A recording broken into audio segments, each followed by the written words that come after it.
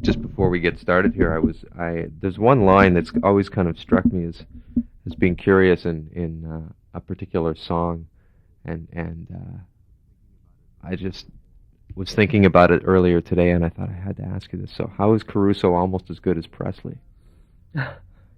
um, I think that whole song is just about how the power of song is really just like should be something one should celebrate. It makes life better, and it doesn't matter if it's Caruso, and it doesn't matter if it's Presley. I mean, these people have the capacity to move you in the same kind of way, and I mean, it's just a joke, really. You know, Yeah. Caruso's as good as Presley. It's just drawing a comparison that really there is no difference between opera and pop music. You know, it either moves you or it doesn't, and you know that's basically what that song was about. It sort of touches on that bottom line emotion, and it touches you within in whatever way, shape, and form. Well, I think also one of the points I think is very true about pop music is that whilst on the surface the lyric of pop music in general seems so banal and sentimental and vulgar and meaningless, the actual emotions that they evoke in people in day-to-day life are completely the opposite. Pop music has great meaning for people. They are marker points in people's lives. You know, Presley never really sang a great lyric, but he meant a great deal to people. You know, he has songs which are memories for people's Christmases with families, holidays abroad, lovers, meetings and stuff. And pop music in that sense is the soundtrack to people's lives. And, you know, it is an important expression for people. It's an articulation of their lives in a sense. And Caruso is the same. You know, Miles Davis is the same. These people bring emotions to the surface, which in day-to-day life you or I often keep submerged. You know, we don't know why we cry at records. It's not a particular lyric. It's often just a sound or a recollection, you know. Everything But the Girl has touched on a lot of areas of popular music, specifically genre, I think, more than anything. But that common thread is the lyrical sensitivity which you and Tracey have applied to the music, I think. That's the thing that has made kind of a sameness, the touchstone for Everything But the Girl as a band. Is that true? I think that's almost all the way there. The only thing I would add to that would be that hand in hand with the lyric is basically the simple way in which the songs have always been written in a musical sense. We've always only written songs on a piano or a guitar on every album we've ever made, and have then translated it into an arrangement or given it to a rhythm section. So, I mean, that is the continual through line, right from our solo albums through Eden and right up to The Language of Life. I think if you were to sit down and break the songs down into just chords and melody, it would be quite hard to decide which album they came from if you didn't happen to hear an orchestra and say, oh, that's obviously from Baby the Star Shine Bright, or a sort of rock rhythm section and say, well, that's obviously from Love Not Money. And that's a point I constantly try to get across to people who are confused by our movement between musical genres.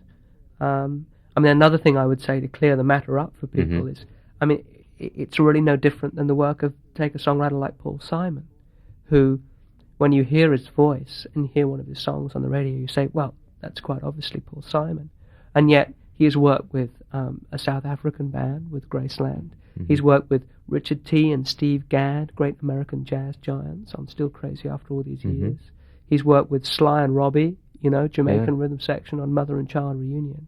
I mean, he has moved through genres and taken ideas from different times and periods of music, and yet creates his own sound. His songwriting and his voice is Paul Simon.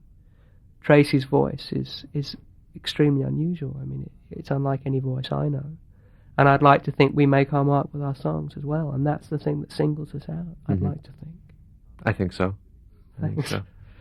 You once indicated that every record that you do is in a sense a reaction to another album or a previous album. Now, Language of Life, does that still follow in that path, or is that have you moved beyond that at this point in time? Because I know there's an extended history to Language of Life, but just taking it as a reaction, is it still that?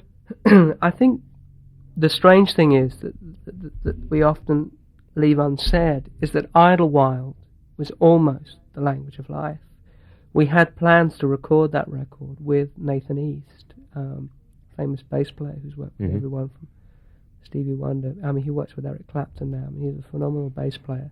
And he was starting to produce in those days. And we had plans to make a much more American rhythm section orientated album. It's just, it fell through. And we ended up making it in our own sweet way in London. So the Language of Life really was sort of a bit of a remake of Idlewild, except that we made it in America. It was definitely an album I think we've always secretly wanted to make. Whilst we grew up through that period of the late 70s and early 80s, I mean, that's where we cut our teeth on music. And that whole period in the post-punk years in Britain, where so many different forms of music were reinvented by young people. People rediscovered acoustic guitars, people rediscovered, rock music, people rediscovered. They're now rediscovering soul music in England with bands like Soul to Soul and Lisa Stansfield. I mean, the 80s has been a phenomenal period for that. And jazz as well. Yeah, absolutely. Yeah. But having said that, I think we acknowledge that our musical influences have owed a lot to a period of American music that occurred before that point. I mean, I grew up in my teens and discovered Tom Waits and Stevie Wonder on the same weekend. And I mean, that was, that was phenomenal. Trying to get to grips with that. I mean, it was brilliant. And obviously, I grew up in a jazz household. My father was a jazz musician, and I was listening to Roland Kirk and Quincy Jones when I was 4 years old. So it was basically, I think, coming to terms with that, and recognizing that whilst we were the children of a generation that had rejected the 70s and to a large extent the 60s, having grown up in sort of post-punk new wave London, our actual sound did in fact owe a lot to that. And I think that's really what we returned to with the Language of Life. We finally owned up and said, right, it's about time we accepted American soul music. And a West Coast sound, is pretty appropriate to what we do. And, I mean, that's why we went ahead and recorded the Language of Life. I'd like to think, we kept the Englishness that people seem to like us for in our outlook, in our lyrics, and our approach to vocal harmony and the sound of our voices, which, we never compromise on. But there is more of a little American feel in the album this time, I think. The subtleties that Tommy LiPuma would have brought in. The horn arrangements strike me as being more American. And the horn sounds. Entirely. I mean, that's because they're written by Jerry Hay, who is, America's leading horn arranger. But I don't think they're out of keeping with what we're trying to do. Yeah. What was it like working with Stan Getz? I mean, I know there's only one tune on the album with him, but I've heard that he's not a terribly good guy to get along with in a lot of cases, and he can be difficult, but yet there's a sweetness in his tone and his ability, and obviously there's a Latin feeling that you have worked with in the past, and it's also in his history that would bond the two of you together. How was it working with him? Well, you're right. I mean, he does have a reputation for a certain surliness. I mean, even at his own concerts, apparently he's often quite hard to get along with. And it was a shot in the dark to ask him to play on the record. We were recording in Los Angeles. We'd heard that he'd recently moved from his long-time home in New York and had now had a beach house up the coast in Malibu, and he didn't seem to be very far away from the studio. And we were sitting at dinner one night, and we were halfway through recording The Road, which is the song he ended up playing on. And Tommy turned around to us and said, well, who should we get to do the solo on this tune? And Tracey said, well, how about somebody like Stan Getz? And then I said, well, how about Stan Getz? And Tommy, in spite of his history of working with great jazz musicians, had never met Stan either. So it really was feeling our way, through the dark, trying to get through to him. But we mailed him a cassette to his house. Someone had his new address. And the song was half finished, and I scribbled a note saying, I know you don't usually do pop music, but I hope you like this song. We're at Ocean Way for the next week. We'd like to come down and do it. And I almost put it to the back of my mind after that. And then 2 days later, the phone rang. And he said, sure, I'll be down on Thursday afternoon. So, he came down in a town car, pulled up outside in jeans and a sweatshirt, and was extremely friendly. Had paid a lot of attention to the track. He didn't want to chart. He knew where he wanted to play on the tune. And he stood in front of the microphone for the first take and said, I've got a couple of ideas, just tell me if you like them or not. And we set the tape running and he started recording. And from the first note he played, Tracey turned around to me in the booth and said, wow, it sounds just like Stan Getz. And it does. It is just Stan's sound. And he played with a great deal of sensitivity and basically evoked exactly what I felt the song required in terms of tenor saxophone playing. And he was gone in 45 minutes, and I've never seen him since. Isn't that neat? You must have been at some point in time influenced by the Gilberto stuff that he did. Oh, without a doubt. Yeah. That whole period of music was extremely influential on the writing in Eden, Mm-hmm. on the first album. Songs like I Must Confess, Yes. and Each and Every One owe a great deal to that period. I've been a fan of his since I was a kid. Mm-hmm. The industry tends to like to target people, and I'm not one of those individuals, but it likes to describe people's music a lot of times. And it seems to me that you two have had a tremendous amount of latitude because you've worked with strings and with the jazz elements. Sure. and just in a duet and a trio element. Where do you find yourselves going at this point in time? I think really it's pretty foolish to think further ahead than the next record. I've always tried to maintain that. The 80s struck me as being very much a period where artists were encouraged to consider their careers as pop musicians.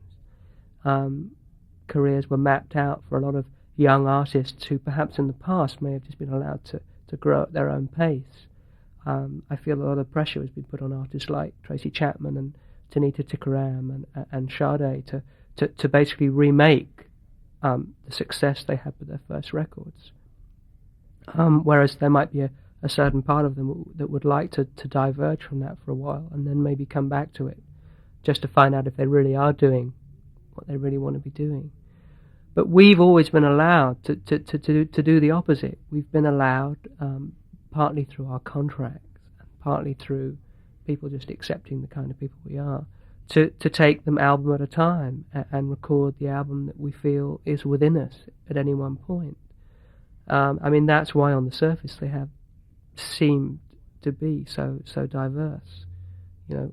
Orchestras on one record, Mm-hmm. rock section, rhythm sections on another, etc. So in terms of the future, I'm only looking to the sixth one. We've written some songs. We have some ideas. You're obviously influenced by music you hear in the interim between albums and things people tell you, and maybe even a film you see or something. There's something that might Mm-hmm. change an idea or a point of view in your lyrics and stuff. But I certainly have no plans to become, a sort of world-weary film score Yes. writer by the age of 45, with Tracey being some nightclub, chanteuse or something. That's just ridiculous. We just take it one at a time. I want to touch a little bit on the lyrics for a moment because I find that as a writer, you two are very poignant, very sensitive. You touch on political things, and yet there's a lot of feeling of romance in turmoil. Something like "Come On Home" comes to mind, or "Driving" even is along those lines too. You've maintained that sound through 5 albums and in the context of things. There's a lot of biographical stuff in there, I sense. Well, yeah, I think one's own experience is as good a place as any to start. I think what one does from that point is to embellish and to draw comparisons with other people's lives, political events that might have affected people's lives. I mean, I never see any mystery to our lyrics. I just feel that we're just writing about life as we see it. The language of life becomes the language of music. Well, maybe. I mean, we've certainly, in more recent years, I think since Love Not Money, which I do admit was a very dark record in terms of its lyrical content, very restless, quite depressing in places, I think, even when I listen to it now.